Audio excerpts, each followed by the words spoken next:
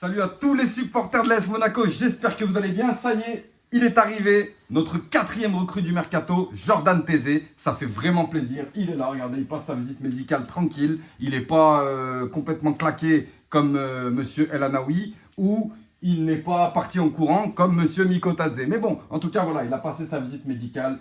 Il a découvert le club, il a découvert les infrastructures, il a découvert la ville, il a découvert la beauté, il a découvert le cadre, il a découvert un peu tout ça et il est heureux d'être à l'AS Monaco. Et en plus de ça, il a fait le forcing auprès du PSV Eindhoven pour venir à l'AS Monaco, ce qui prouve vraiment l'engagement et l'envie de jouer avec nous pour la saison prochaine, enfin du moins cette saison, pour la Ligue des Champions. En plus de ça, c'est un joueur qui a 24 ans, qui a déjà une expérience internationale, qui a déjà une expérience en Coupe d'Europe, en Ligue des Champions, dans des championnats différents. Alors, il était en Eredivisie avec le PSV Eindhoven.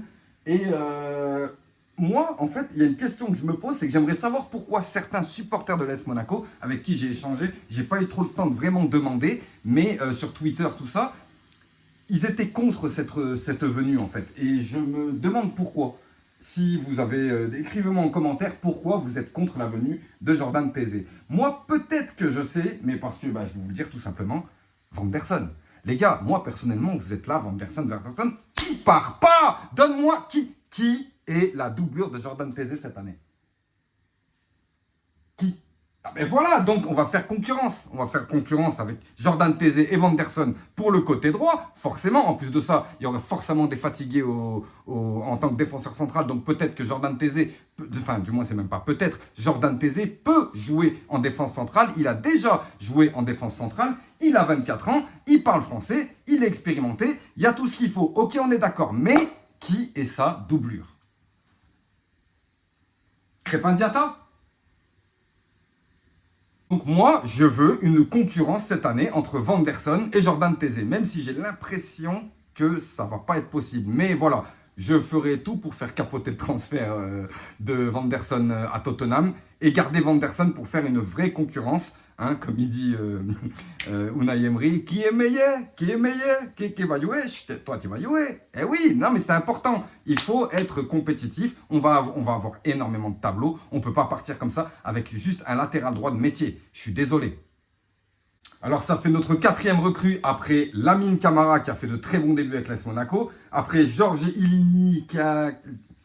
Iliana Kena, je vais l'appeler Kena, parce que de toute façon il va ken tout le monde, donc je vais l'appeler Kena. Et l'autre c'était qui? C'était Christian Mawissa. Christian Mawissa d'ailleurs qui a fait d'excellents débuts avec l'AS Monaco. Alors ce sont de jeunes joueurs, c'est vrai, mais ils ont peut-être eu, enfin sûrement une expérience pour nous apporter énormément de choses en Ligue 1. Là, on est d'accord que c'est un joueur de 24 ans, c'est un joueur d'expérience qui arrive. C'est un joueur qui est vraiment en plein milieu de sa carrière, en pleine bourre on va dire. Et j'espère vraiment qui va nous apporter beaucoup de choses et surtout un leadership. J'aimerais bien qu'il soit un peu leader. Donc, je ne connais pas vraiment ce joueur. Ouais, désolé les amis, j'ai eu un souci de caméra. Donc voilà, je vous disais simplement que je ne connais pas vraiment ce joueur. Du moins, je l'ai pas. C'est pas un joueur que j'ai suivi. J'en ai entendu parler sur certains matchs, mais c'est pas vraiment un joueur que j'ai suivi. En tout cas, voilà, il vient à Monaco pour passer un cap. C'est une bonne chose, voilà. Maintenant, il ne nous manque plus qu'un milieu de terrain. Ce serait vraiment bien avant la fin du mercato. Oui, je sais, les gars, Singo, ok, Singo, latéral droit. Mais si Jordan Tézé, il est titulaire, Singo, il n'est pas titulaire. On est bien d'accord. Alors que Singo, c'est titulaire, on est bien d'accord. Donc voilà, il y en a un des deux qui prendra le... Voilà. Mais moi, par contre, qui est la doublure?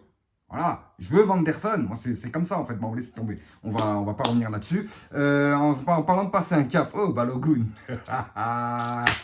Balogun. Tu sais quoi, je m'en prends rarement à toi. Mais là, je vais te dire, mec, il faut vraiment que tu te réveilles, là.